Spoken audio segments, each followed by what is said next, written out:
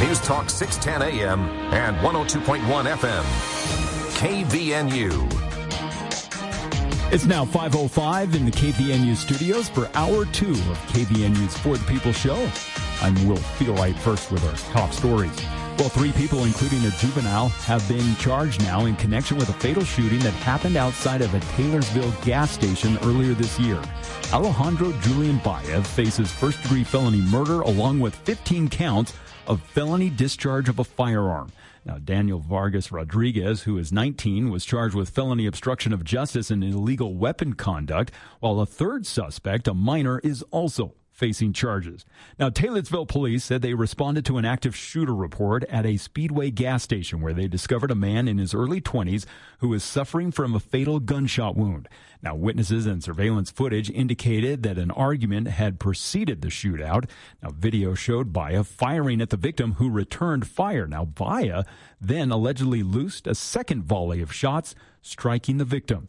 Now, police said at least 18 rounds were fired. Detectives had utilized license plate readers to locate and arrest the suspects. Meanwhile, a fatal accident occurring in southern Utah yesterday. A woman died following a 2-vehicle rollover crash that happened near Washington City along southbound I-15. Now, according to the Utah Department of Public Safety, a Ford F-350 pickup truck towing a boat was traveling southbound just after 10:45 yesterday morning next to a Toyota Land Cruiser in the far right lane. Now, the pickup truck reportedly attempted a lane change, struck the passenger side doors of the Toyota. Now, the impact caused the driver of the Toyota to lose control of her vehicle, which then rolled off the roadway multiple times before stopping on the dirt shoulder. Now, the woman driving the Toyota was transported to an area hospital where she later died from her injuries. And finally, Eagle Point Ski Resort officials have assessed initial damages from the massive Cottonwood fire, revealing that the blaze burned roughly 300 of the resort's 600 acres of ski terrain. Now, the fire damaged 4 of the resort's 5 chairlifts, approximately 130 privately owned condos, and 30 cabins. It also destroyed a one-day lodge, a warming station, and various vehicles. However, the main Skyline Lodge and the Monarch Lift, along with critical communication towers, were spared. Now, no injuries or fatalities have been reported in the fire. First discovered back on June 22nd, the Cottonwood fire has scorched almost 94,000 acres and is right now at around 4% containment, making it still the nation's largest active wildfire this season. Now, nearby communities still remain under evacuation preparations, though the Beaver County Sheriff's Office is offering limited escorted access for local property owners to check on their homes. Well, we're going to continue to see hot temperatures as we head through the rest of the week, as temperatures were in the mid-80s today. Tonight, we're going to drop down to around 52, remain mostly clear for tomorrow, as temperatures are going to be around 86 on Thursday, 89 coming on Friday, and then low 90s for the Independence Day weekend. And weather this hour is brought to you by Matt Robbins, now with the Alera Group, to give you more options when it comes to your insurance needs. If you're confused about coverage or your rates keep going up, give Matt Robbins a call at the Alera Group, 752-0101.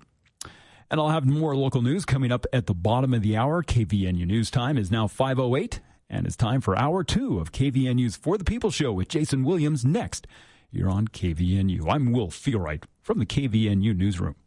Weeds don't take the summer off, and now, neither does Logan Extermination. Their new specialty lawn spray isn't temperature sensitive, so it keeps fighting weeds even during the hottest days of summer. For just $55, they'll treat up to 1,000 square feet, targeting tough weeds like dandelions, thistle, and the king of all weed kings, morning glory. Call Logan Extermination today at 435-752-8450. That's 752-8450. Online at loganextermination.net, a division of Anderson Seed and Garden. As our world changes, we'll keep you up to date. News Talk KVNU, 102 FM, 610 AM. Also on the new KVNU mobile app. Photographers, take your skills to the next level with Bank of Utah's My Utah Photo Contest. Submit up to 3 original color photos of what Utah is to you. First placement's $500 and their photo featured on a billboard and Bank of Utah's annual calendar. Cash awards and calendar features will also go to 2nd and 3rd place and most votes. Show us what Utah is to you. Go to bankofutah.com/MyUtahContest to enter. That's bankofutah.com/MyUtahContest. Bank of Utah. Member FDIC.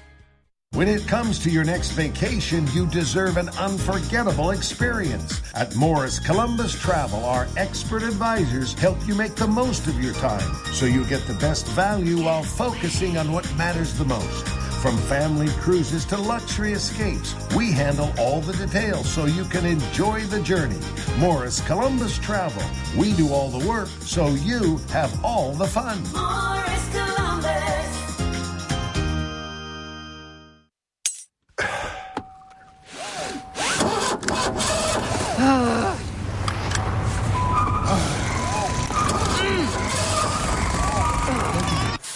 Tired of the daily grind? There's an easier way to get around. Connect Transit takes the stress out of your commute. No gas, no parking, no hassle. Just a warm seat and a quiet ride. Connect Transit. This is how we roll. Visit rideconnectutah.gov. It's easier not to be what. Measure these things by your brain. Welcome back to KVNU's For the People. Hour 2 of today's show. I'm Jason Williams. 81 degrees here at the Radio Ranch at 5:11 in the afternoon. Thank you for tuning in. Thank you to Logan City Mayor Mark Anderson for his time in the first hour. If you missed this month's episode of Speak to the Mayor, we covered a lot of ground. The reason for the quick decision to ban fireworks in Logan, putting some perspective on that understandably is eliciting an emotional reaction from a lot of people online, including one Utah State lawmaker who runs a fireworks stand in Taylorsville who absolutely flipped his gourd and is now backpedaling and apologizing for some emotional social media posts last week. But I get it to some extent. Well, I don't for a lawmaker. You have a responsibility to be at least somewhat mature. But for the rest of us, I mean, this is a fun time of year. It's celebratory. For a lot of folks, on top of July 4th, it's America's 250th, and they'd plan to make, big deal out of that. There's still a lot of ways you can do that, by the way. I agree with those who say, look, fireworks are not the only way to celebrate, and there's a really good reason that we're avoiding them this year. Completely agree. But I do acknowledge that it's sad. It's unfortunate. It's just the reality we're looking at. With that in mind, some updates for you. These are not good updates. Well, okay, there is some good news in all of this. The Cottonwood Fire, which is now at about 95,000 acres and 155 homes and structures burned in the Beaver County area, they're now saying this is somewhere between 15 and 20% contained. So they're gaining on it, but it's still going to be a while. And some of the photos Deseret News has of the smoke rising from those Tushar Mountains and just broad aerial views of southwestern Utah at large. It's just, yeah. And for those not familiar with the area, this is just wildfire heaven. Grass growing underneath sagebrush, which has been drying out this year since December. That Gamble oak, which normally starts to yellow and dry, in southern Utah, May, June. It was yellow and dry in February this year. And we're not even at the halfway point quite yet of our wildfire season, our traditional wildfire season. It started months earlier. It could possibly run months longer into the fall. We're already at 390 wildfires, and the majority of burnt acreage is due to this handful of massive fires that very quickly grew out of control. So what gives? Why? The governor said in his executive order announcement banning fireworks statewide last week, he said, this is an extreme situation. This is out of the ordinary. But what makes it out of the ordinary? I did some calling around. I spoke with some folks at the Utah Climate Center. I spoke with some folks at the Utah Forester's Office, and I pulled some reporting that have been done by statewide organizations regarding the weather conditions that have existed since the start of the year. And this is basically what they told me when I spoke with them earlier today. They told me that it's a combination of record low snowpack, the ongoing drought in general already, so we go into the winter months in drought conditions that have been around for a while. The ground has had plenty of time to dry out. Record low snowpack. The ground never gets fully saturated. We get just enough moisture to get that vegetation growing as it is inclined to do in the spring. And then we spend most of the spring drier, not dry enough to stop the vegetation growth, but drier than usual. And then we've had a particularly high wind spring throughout most of Utah. So all these factors combined have basically led to of course, the drought and the record low snowpack dry out the soil, which more quickly dries out the vegetation. The winds can dry out. High winds can dry out an entire 100 acres of vegetation in a weekend, and it's created these literally perfect conditions for wildfires. And the Cottonwood fire, again, just under 95,000 acres. Good news. After we were at, I think, 0% contained on Monday, they're now saying it's about 15, inching towards 20% contained. So they're getting a gain on it a little bit, but still, I mean, this is still a fire basically burning out of control for the most part. And that, I was told, is entirely due to winds. There's just it's spreading the fire so quickly. So 391 wildfires in Utah so far this year. Most of the acreage burned due to this 6 large, extremely large, by the way, we'll get to that, wildfires burning here in Utah. By the way, the Cottonwood fire here in Utah is currently the largest wildfire in the country, and is attributed to a combination of dry air and 50-mile-an-hour winds throughout last week that just basically cast this fire across acre after acre after acre. On Utah's eastern border with Colorado, of course, we talked about this tragedy. 3 firefighters were killed, 2 injured in the Snyder fire. Tom Schultz, Forest Service chief, at a memorial event, remarked that, this is a Western Governors Association event that was taking place, pre-scheduled, but because of the news, he took a moment to remark at the Western Governors Association event in Park City yesterday on the death of the firefighters. Named the names: Emily Barker, 38, of Clinton, in Clinton, Michigan; Nick Hutcherson, 27, of Glendale, Arizona; and Sydney Watson, 27-year-old as well, from Warrior, Alabama. Were killed. 2 others were severely injured and are still hospitalized. The Forest Service chief said that they were much loved by anyone who knew them, and dedicated public servants. The Deseret News got to speak with Schultz one-on-one, and they asked him about this tragedy, of course, the death of these firefighters on the Utah-Colorado border, but also this season in general. And the numbers of acres burned so far, 50% above average nationally. And the number of fires, 30% above average. And Schultz told the Deseret News, none of this is surprising, what we're seeing. He said the conditions are really tough out here in the West. It's dry, a lot of fuel, and it doesn't take more than a single spark in the wrong spot to become a problem.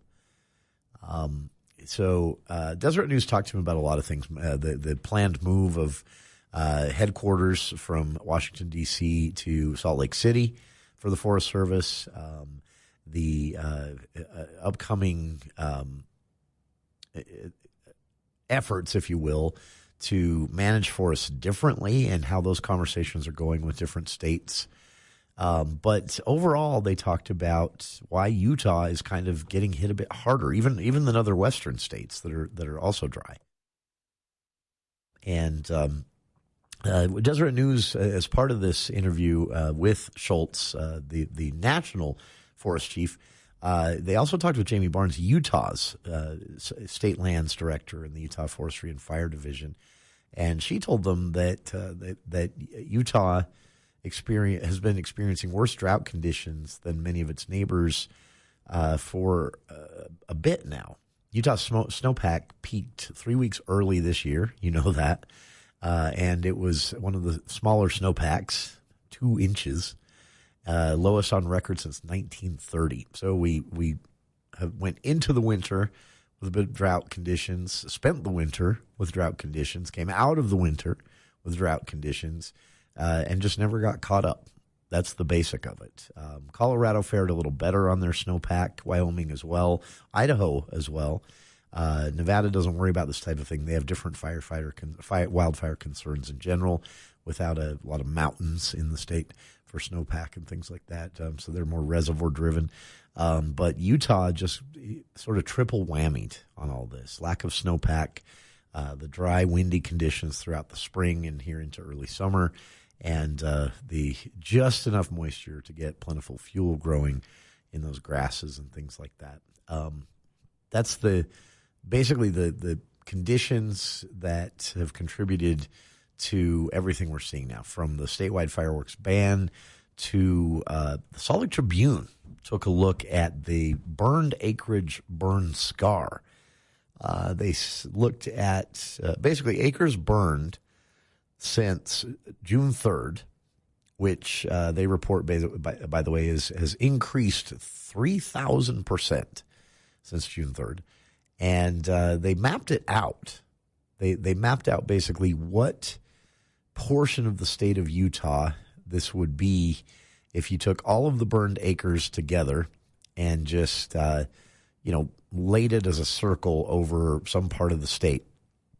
Well, it would be pretty much the entirety of Box Elder County and Cache County combined. That's one way to look at it.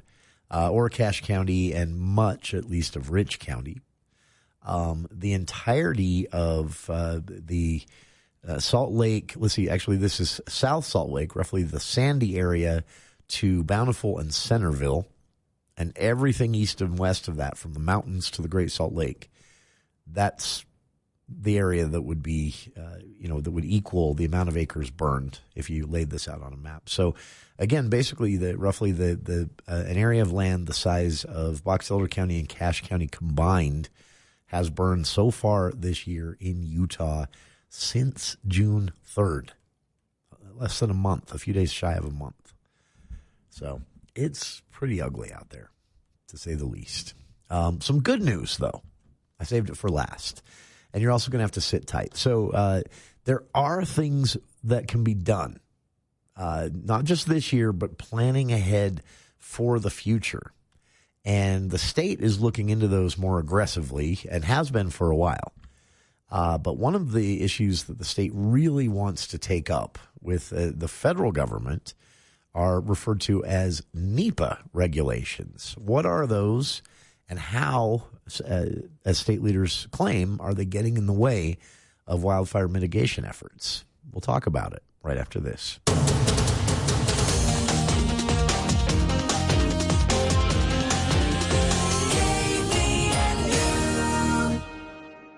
Cache Valley Cruises.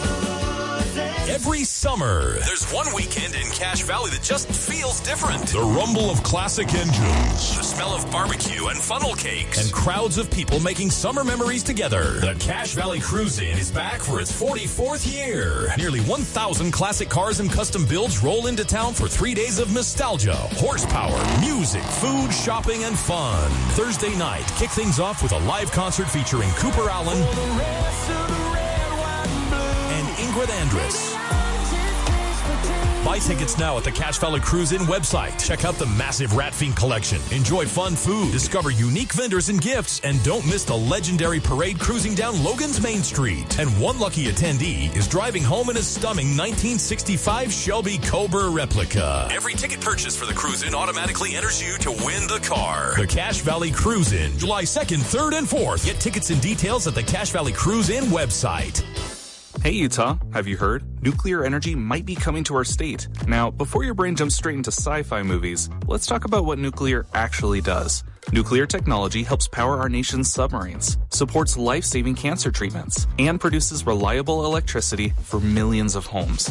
That said, nuclear power also comes with a lot of misconceptions. Don't worry, we get it. Energy decisions matter, and Utahns deserve the facts. Learn more about nuclear and what it can mean for you. Visit energy.utah.gov/nuclear. Coming up on the Thursday edition of the Clay Travis and Buck Sexton Show, Clay is back, and he is at the helm talking about the latest with preparations for America's 250th, plus his view of those major Supreme Court decisions that came down earlier this week. What do they mean going forward? What do they mean for the rest of the year? We'll talk to you about that and more coming up on Clay and Buck. 10 to 1 on News Talk KVNU, 102 FM and 610 AM.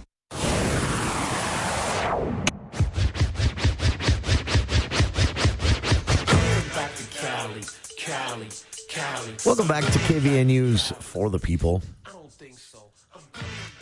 This has been, so far, an hour of bad news. I get that.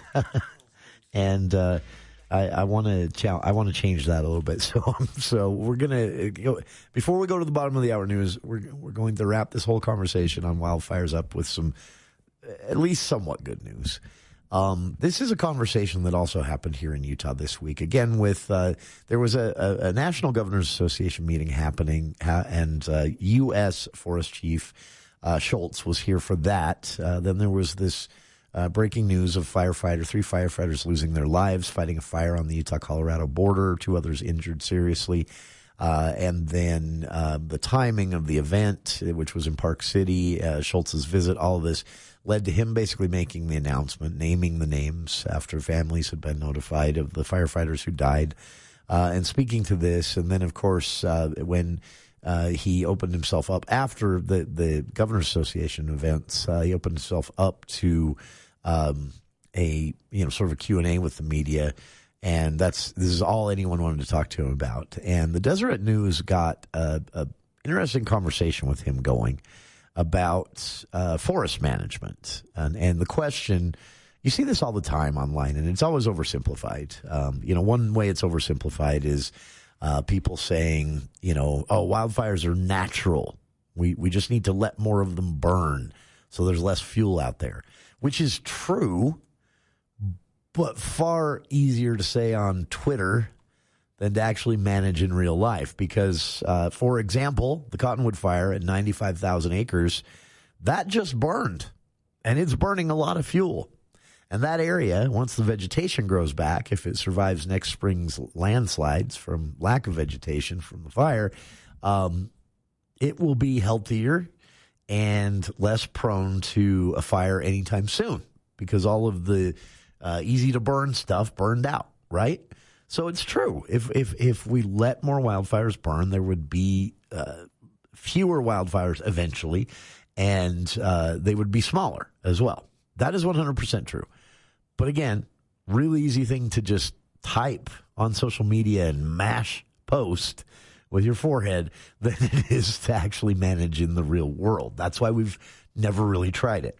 Because I'll give you an example. Lieutenant Governor Cox at the time nearly lost his career over this one. But years ago, when Governor Herbert was still at the helm, there was a fire burning outside of Spanish Fork, which also happens to be the current lieutenant governor's hometown. She was a state senator at the time. That's how long ago this was. There was a fire burning outside of Spanish Fork, miles away. But it was, for a time, burning straight towards Spanish Fork. There was panic, talk of evacuations. The wind shifted, and everybody settled down, and the winds stayed in our favor, or in the residents of Spanish Fork's favor, for days. And there was a decision made. The state, the lieutenant governor's office was involved, the National Forest Service. There was a decision made to actually let this fire burn, for this exact purpose, to clear out dead wood, to make the area less prone to future wildfires by burning out some of that fuel. And again, the wind was working in the right direction, and they thought, okay, let's let this burn, because it's just going to burn toward. There was a natural fire break. I don't remember what it was. I think it was a set of cliffs. There's a natural fire break, 50, 60 miles away. And they thought, let's let it burn and get rid of it. It'll clear out some of that fuel and make the area less prone to wildfires in the future, at least for a couple decades. So great idea. Everyone agreed. And then the wind shifted and it started burning straight back towards Spanish Fork. And at this point, it was larger and they couldn't get control of it.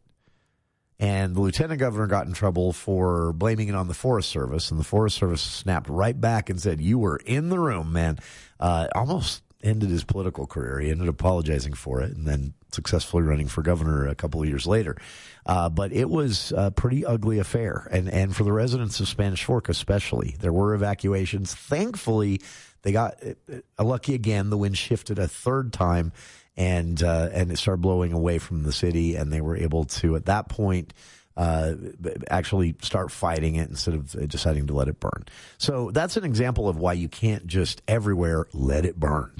But that said, it is still true. We've gotten too good at fighting wildfires. We put too many of them out, and so there's a lot of fuel out there. Another thing that gets oversimplified is this idea that, if we just go mechanically log with dragging chains every forest out there. Well, yeah, you know how unhealthy the forests are going to be if you over thin the forest? Then you have a different problem. The forests are really unhealthy. The trees start dying. And then you've created more wildfire fuel by trying to prevent wildfires. So that's another thing that's more easily said on social media than done. No, you can't just go log a forest to fewer wildfires. You can thin and carefully manage a forest to reduce the fuels. But you have to do that very carefully because, again, if you tip over into unhealthy forest by thinning too much, by logging too much, by building too many roads that do compact and affect where groundwater runs, too much of that, the forest gets unhealthy and it dies. Ask Oregon. They have a huge problem with this because of basically overlogging and it taking 50, 60 years now to get those trees growing back. So all these things are really easy to shout, but difficult to implement. The good news to wrap all this up on is that there is an actual conversation about the National Environmental Protection Act happening with both Democrats and Republicans in D.C. on board with at least having the conversation. NEPA is a great idea, and it needs to exist. It stopped us from doing a lot of very short-sighted and long-term, if not permanently harmful things to our environment. So it's a good thing. But it is maybe a little too strict in some areas, and maybe there are some conditions that should trigger some exceptions occasionally here and there, specifically to forest management. Because NEPA defaults towards leave them alone. Natural is better. Mother Nature knows what she's doing. Things have a tendency to take care of themselves. This is all true, by the way, if you let the wildfires burn. If you can let the wildfires burn, because the wildfires are a natural part of the process. So long story short, there's a discussion about putting some triggers into NEPA, which, again, is an important set of laws that protected us from making some really short-sighted decisions back in the 70s and 80s. It does not have a lot of exceptions, though. It defaults to natural state of things, which is smart and probably best in most scenarios. We've gotten so good at fighting wildfires, and we do need to fight wildfires. That Spanish Fork example, again, you can't always just let them burn. We can where we can, but that's not always going to be an option to remove fuels for future seasons. What needs to happen is we need to become fuel removers to some extent. And what that extent is, I have no idea. And anyone on Twitter, social media, Facebook, whatever it is, they don't know either. But there are experts out there who do know. There are researchers who do know. And the problem is there has never been the political will, because this is not going to make anyone happy. Democrats are going to get yelled at from the left. Republicans are going to get yelled at from the right. The political benefit just does not exist for having this conversation. So it hasn't happened until now. Finally, and we owe it to Senator John Curtis. Senator John Curtis's Fix Our Forests Act, which he talked with us about several months ago here on the show, is what it just passed the House, by the way, recently. It is what is sort of becoming the foundation of this conversation. A perfect storm, if you will, of this extreme wildfire season hitting Utah and a lot of the Intermountain West, so just not as bad as it is here in Utah in most places. Curtis's Fix Our Forests Act recently passing the House. This, by the way, was co-sponsored by a Democrat in Colorado, John Hickenlooper, Republican from Montana, Tim Sheehy, and Democrat from California, Alex Padilla, and of course sponsored originally by U.S. Senator John Curtis from here in Utah. Bipartisan legislation that basically says we need to come up with a plan to not only restore and protect forest ecosystems in a healthy way so that forests stay healthy. That obviously has to be a goal here. And it acknowledges natural, where possible, is probably going to be the best. Less man-made intervention, the better. But we do have to put out a lot of wildfires. We've become very good at putting out wildfires, and that means we have imbalanced the forest health in a different way, and we need to offset that. We need to become fuel removers in some way. How is going to be one lengthy debate. But finally, both parties are actually sitting down to discuss it. Because of the timing, again, little serendipity of the passage in the House of the Senate-based Fix Our Forests Act, sponsored by Senator John Curtis, and this extreme wildfire season hitting Utah and a lot of the West. It's finally forced them to act like adults in D.C., at least for a bit. So keep an eye on this one. If you'd like to read the Fix Our Forests Act, I've linked to it on our Facebook page. You can also visit curtis.senate.gov. But there's a little bit of good news at the end of all these bad news wildfire headlines. We'll be back with more of KVNU's For the People after this look at the news with KVNU's Will Feel Right.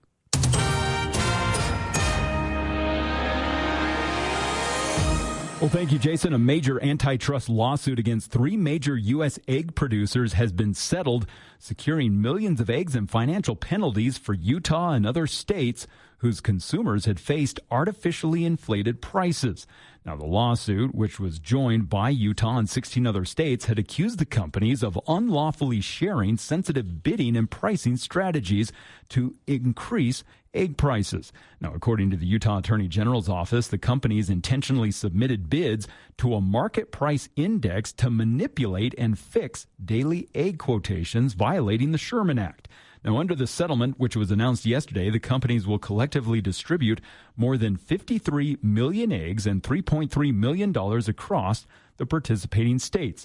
Now, Utah is expected to receive around 125,000 cartons of eggs that will be donated to local food banks and nonprofits, along with $93,000 for antitrust enforcement. Turning to other news, the ex-husband of Utah social media and reality TV influencer Taylor Frankie Paul filed for a temporary restraining order against her yesterday, according to sealed court documents. Now, Tate Paul, who divorced the Secret Lives of Mormon Wife star in 2022, submitted a declaration and multiple evidence exhibits alongside the filing yesterday. Now, the request follows a series of domestic violence controversies involving Taylor Paul and her current partner, Dakota Mortensen. Now, Paul previously entered a plea following a 2023 arrest for throwing a chair that struck her child. Now, more recently, authorities had investigated Paul and Mortensen for separate domestic incidents in 2024 and February of this year. Now, Mortensen was recently granted temporary custody of their child, and the couple received mutual protective orders on June 1st. Now, a hearing for Paul and Mortensen is scheduled to take place July 8th, while Tate Paul's restraining order hearing is pending. And finally, you're going to begin seeing some new license plates on the road as Smith Entertainment Group unveiled 2 new specialty plates yesterday that'll feature a redesigned look for the Utah Jazz and a first-ever design for the Utah Mammoth. Now, the redesigned Jazz plate, which became available this morning, represents the team's first major plate update since 2021. Now, it'll fit most passenger vehicles and allow up to 5 personalized characters and partially benefits organizations supporting women and children. Now, meanwhile, production of the inaugural Utah Mammoth plate will begin once state-mandated public interest thresholds are met. Now, a portion of its sales will fund the SEG Foundation, which is a local nonprofit. Now, details of how fans can register their interest is going to be posted on the DMV's website coming up in the next couple of days. Well, we had temperatures today in the mid-80s, and now as we head to tonight, we'll see these clouds continuing on and off through the evening as temperatures are going to drop into the low 50s. Tomorrow we'll be back up to around 86 for our high, and then even warmer weather on Friday as we'll hit 89 to finish off the week. And looking ahead to the weekend, it's going to remain sunny and hot, with temperatures for the 4th of July around 92, then 95 on Sunday, and staying in the mid-90s for the first of next week. Looks like this first week of July is going to be a scorcher. And weather this hour brought to you by Whole Tree Care. When it comes to all of your tree and shrub needs, you can trust the professionals at Whole Tree Care. They have over 30 years of experience when it comes to safely trimming, shaping, and removing trees and shrubs. Trust Whole Tree Care. Find out more by visiting their website, wholetreecare.com. And I'm Will Feelright for KVNU News. ABC News, I'm Dave Packer. Officials say it was the worst they've ever seen. 16 children rescued from deplorable conditions, age range infancy to teenager. Benton County Sheriff Ryan Kane. Most of our livestock was kept in better conditions than the children. It was extremely high presence, I'm sure, of bacterial and human feces. It was just a disgusting scene. 4 adults who were there have been arrested, pleaded not guilty to criminal charges. 160 million Americans on alert for life-threatening heat from the Gulf Coast to the Northeast. That heat expected to continue through Saturday. New disclosures show President Trump earned $2.2 billion last year. The president insisting there's no conflict of interest. And the president was in North Dakota for the new Teddy Roosevelt Library. It's a grand opening. It was his first trip on Air Force One, gifted to the U.S. by the Qatari royal family. This is ABC News. Did you know you can cut your Rocky Mountain power bill by 40 to 50% without a single solar panel? With the new time of use rates, power is 4.5 times more expensive in the evening, but cheap during the day. At Greenbox Solar, we install smart home batteries that charge up when electricity is cheap, then power your home during peak hours. Solar is totally optional and can be added in the future, but savings are guaranteed. Drop by Greenbox Solar's showroom in South Logan to see the hardware for yourself. Visit our website at poweredbygreenbox.com. Hi, this is Chris Wilson of Wilson Motor Company. Save big during our 83rd anniversary sale, our biggest sales event of the year. We have reduced prices on over 330 Ford, Nissan, and pre-owned vehicles. Check out our inventory online at wilsonmotor.com or drop in for a test drive at one of our 2 great locations, 328 North Main or our pre-owned superstore next to the Olive Garden, and talk with one of our friendly, qualified staff to help you find the right vehicle for you. Wilson Motor Company. We make car buying easy. Northern Utah, this is attorney Jace Allen, and thank you for voting the Allies Law Firm Gold winner in 5 categories of the best of Northern Utah, including estate planning, family law, criminal defense, personal injury, and best law firm overall. Whether you need help protecting your family, navigating divorce, defending your rights, or pursuing justice after an injury, our team is here to help. From all of us at the Allies Law Firm, thank you for your support and your vote. The Allies Law Firm. We plan, we fight, you win.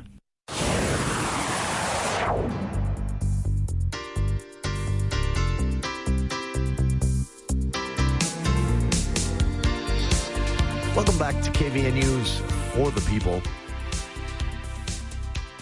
Coming up, a little more detail on, Will's mentioned it during the news, some of the earthquake proofing, well, I don't know if proofing's right, earthquake preparedness engineering that's taking place below the Salt Lake Temple as that whole project nears completion. I love this stuff. It's amazing. During Will's news story, you heard mention of these bolts that were removed, kind of a milestone in this whole process. It just you have to see them. Bolts. I mean, everybody knows what a bolt looks like, and you think of something you go pick up at Lowe's, and no, we're talking an entirely different beast here. It's still a bolt, but man. Anyway, some pretty amazing engineering. We'll talk about it before the end of the hour here. big announcement today. There was actually, everybody knew this was coming, but because of the way the legislation was written back in 2023, of all things, July 1st of 2026 was the date that dozens of new Utah license plates would be made available to the public.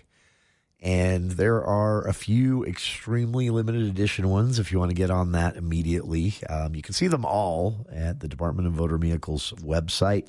There are a lot of news stories around. Fox 13 actually has one of my favorites because they've actually gone through and put every one of these new license plates in a scrollable photo gallery. But so has the DMV. So whichever is easiest for you. But I just want to let everybody know if you're interested in one of the America 250 plates, more than 30,000 of them have been ordered, and they are limited edition. Those will be available only this year. And in a lot of cases, if you just paid your registration, for example, you might want to wait until next year to order them, but not if you want one of these limited edition ones. So just running through some that are available here. I kind of like this one. There's a Utah plate available that says Utah, it has the plate number, and below that, many stories, comma, 1 Utah. And then it has an outline of Utah with a lot of different hands, and each hand has a different skin color. I kind of like that. Many stories, 1 Utah. There is, of course, don't hate me, it's boring, I think, but there is, of course, a Utah Jazz plate.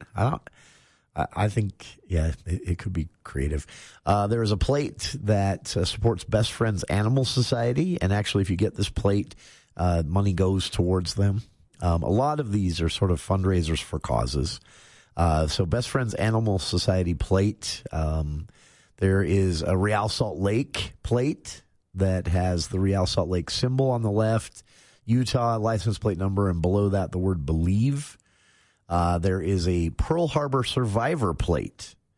Now, some of these plates, people have asked, do you have to, if you go in and ask for a Pearl Harbor Survivor plate, do you need to prove that? I don't know. But I know if you're not a Pearl Harbor Survivor person and you get a Pearl Harbor Survivor plate, you're not even family member of a Pearl Harbor Survivor, well, you're a horrible person for getting that plate. There is a Purple Heart Combat Wounded license plate. There is a Prisoner of War license plate. There is one with a cool little cartoon school bus, and underneath the license plate number, it says, I support public education.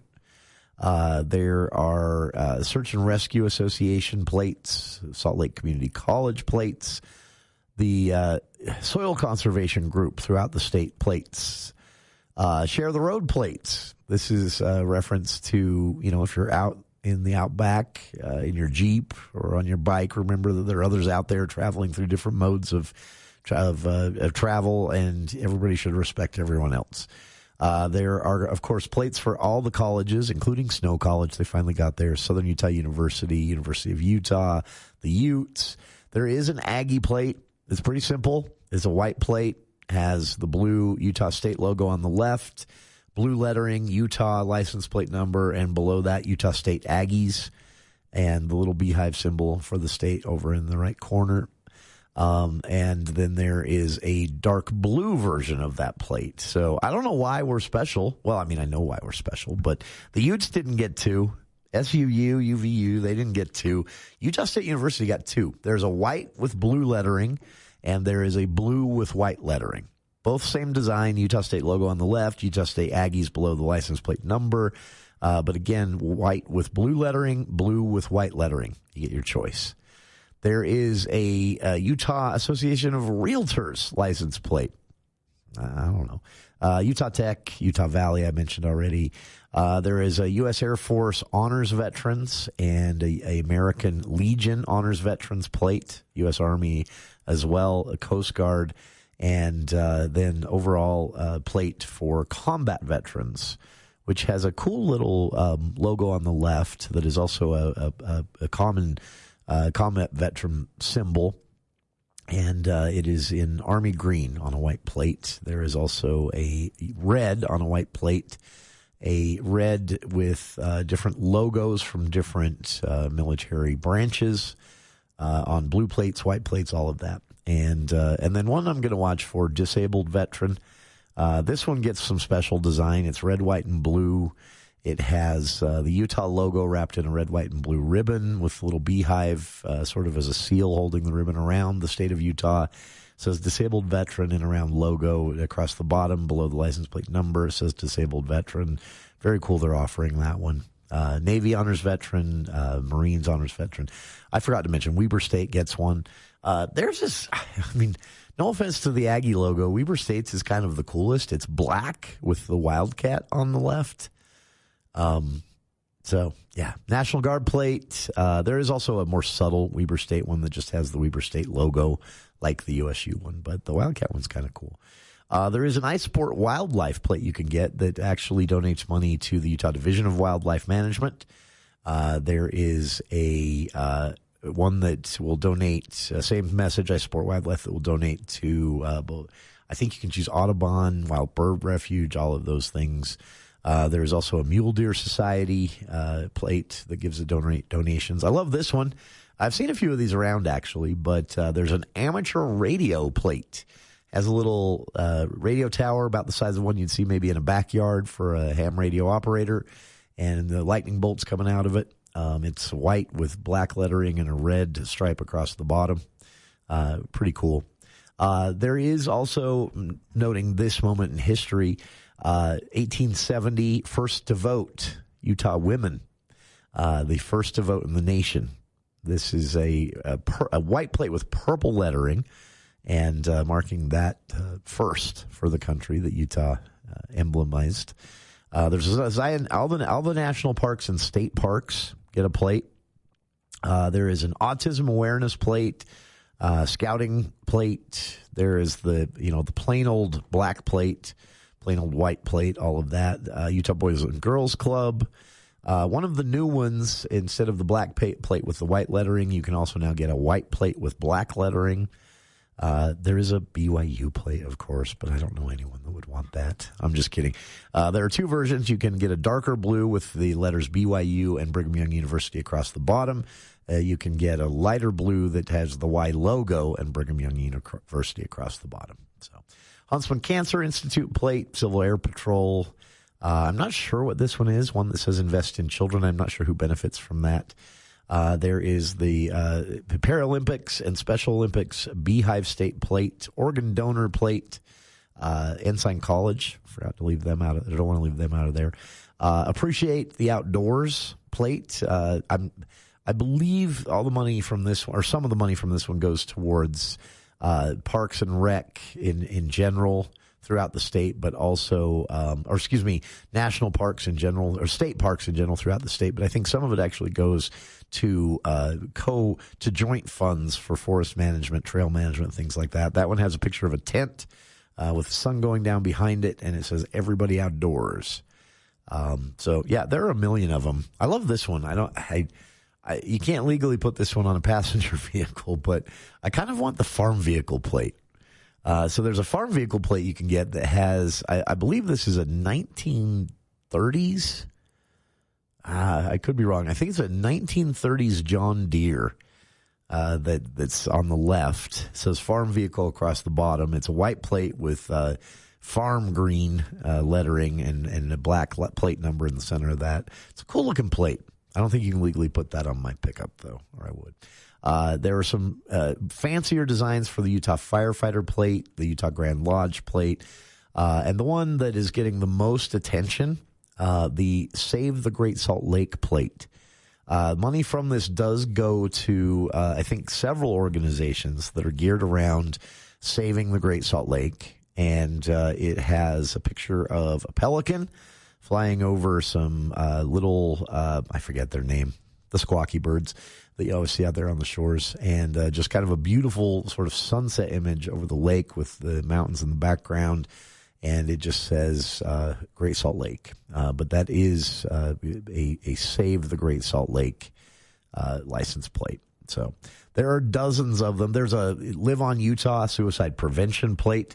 Again, dozens of plate. I've just skimmed some of them here. And if you'd like to check them out, again, Department of Motor Vehicles website has the full list with a scrolling, pretty useful scrolling photo gallery.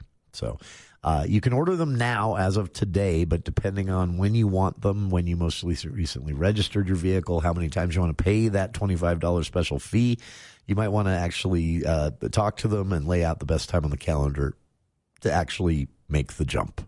We'll be back with more of For the People right after this. News Talk 610 AM, 102.1 FM, KVNU.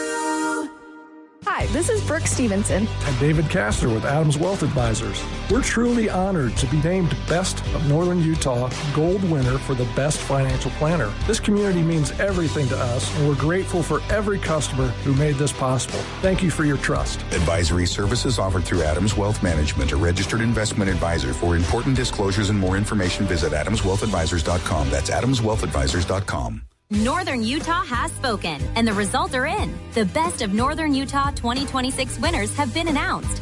See which businesses earn top honors. Pick up your free Winners Magazine at locations throughout Cache Valley, or check out the complete results online at bestofnorthernutah.com. Thank you for supporting our local businesses that make our community great. Best of Northern Utah 2026 is proudly presented by Alpine Cleaning and Restoration. Best of Northern Utah. Got a junk vehicle just sitting there? It's worth money right now. DD Auto and Salvage in Logan is paying top dollar for junk cars, trucks, farm rigs, and scrap metal, and they'll even come pick it up. DD Auto and Salvage handles any kind of metal recycling. Junk cars, scrap, large cleanups, you name it. With tow trucks, roll-off bins, and heavy equipment, no job is too big. Call 787-1204. That's 787-1204. DD Auto and Salvage, turning junk into serious cash.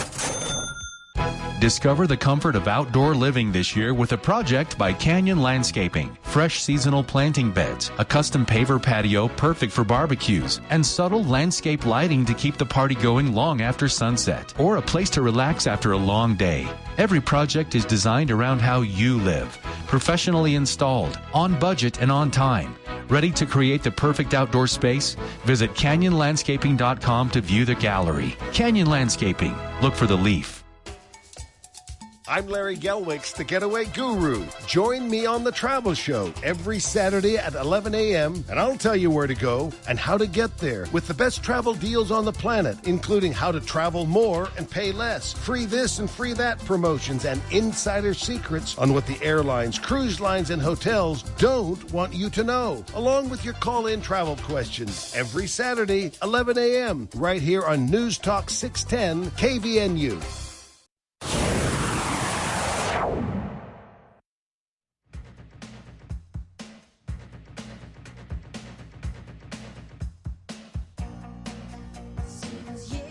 Welcome back to KVNU's For the People. Wrapping up today's show with just a recommendation that you go to CacheValleyDaily.com and check out the pictures. You've heard Will mention it during the news breaks. This earthquake preparedness engineering that has been taking place. 20 years of planning. Honestly, that alone blows me away. But 20 years of planning. And many years of actually, kind of putting all of this in place. And it, in the end, you have to see it to believe it. So in Will's story, he mentions these bolts were removed. These bolts that were sort of attaching these footings and or holding these footings in place, these 392 stabilizing plates, these 1,500 bolts needed to be removed to finalize the project. It sounds cool just in description. It doesn't do it justice. You have to go see the picture at CacheValleyDaily.com in the story. Basically, the plates secured 98 isolators that are 20 feet underground below the foundation of the Salt Lake Temple. And, pretty basic earthquake technology here. The ground shakes. These isolators allow the ground to move below the building. Hopefully the building doesn't move quite so much. And that's the overall concept here. But again, 20 years of planning, years to actually build them and put them in place. And they're finalized when the restraining bolts that hold everything solid are removed and actually allow these plates to kind of loosey-goosey start sliding against each other. It's really cool to see. So check out the photo at CashValleyDaily.com. Tomorrow on the show, our final show of the week due to the holiday. We'll kick things off with the For the People Theater Hour and Charlie Schill. We'll wrap things up in hour 2 with a pretty cool question. Some news on how soon commercial flights might be coming to Cache Valley. That's tomorrow on the